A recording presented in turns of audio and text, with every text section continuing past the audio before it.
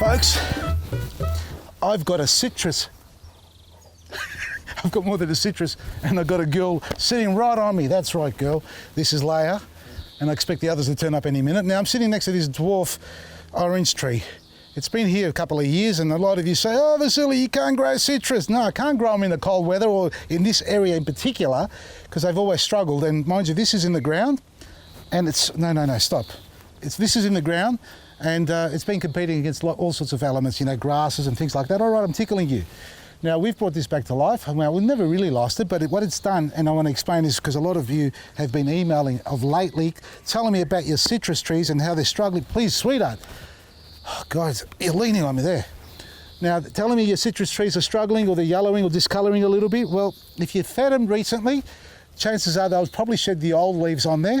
And if they're a little bit dehydrated, that definitely will happen. And as soon as you apply water, they will start to freak out a little bit, and they may drop a few leaves, in fact, as well. Those old leaves, like these ones here that have fallen, really, even if they stay on the plant, they'll really struggle to come green again. And that's the typical scenario with citrus trees. They generally don't recover the old leaves, but what you'll find is right where the old leaf is, new leaves coming up straight away.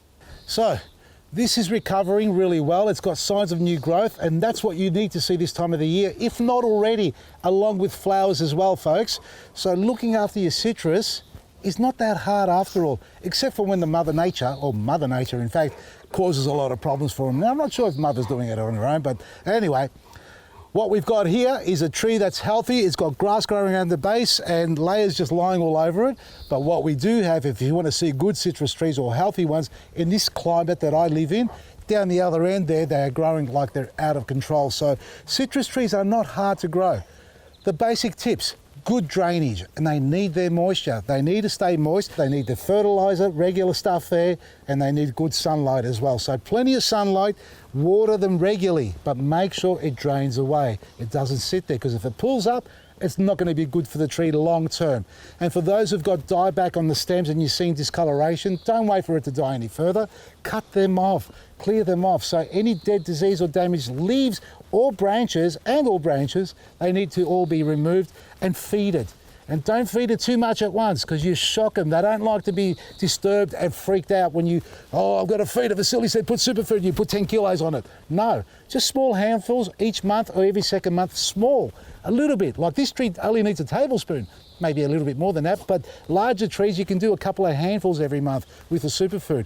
It'll populate and it will explode with flowers and new leaves. I can almost guarantee you that. The only reason I can't is because I'm not the one doing it. So exactly what you do, if you can practice it, you will have great success from what I've just shared with you. Look after your citrus trees and do water them, and don't be scared to grow stuff underneath it. I've got a lemon tree that I'm torturing purposely with couch grass to see if it can survive. And all I've done is fed it and started watering it properly, and it's come back to life. It's all available on our website, vasilysgarden.com. And don't forget, our new outlet, Dandenong, has moved locations. We'll see you there this weekend, and support all the other outlets. There are a bunch of families who are looking after the local community, supplying you our great products without the shipping cost. I nearly swore there, without the cost of shipping. That's better.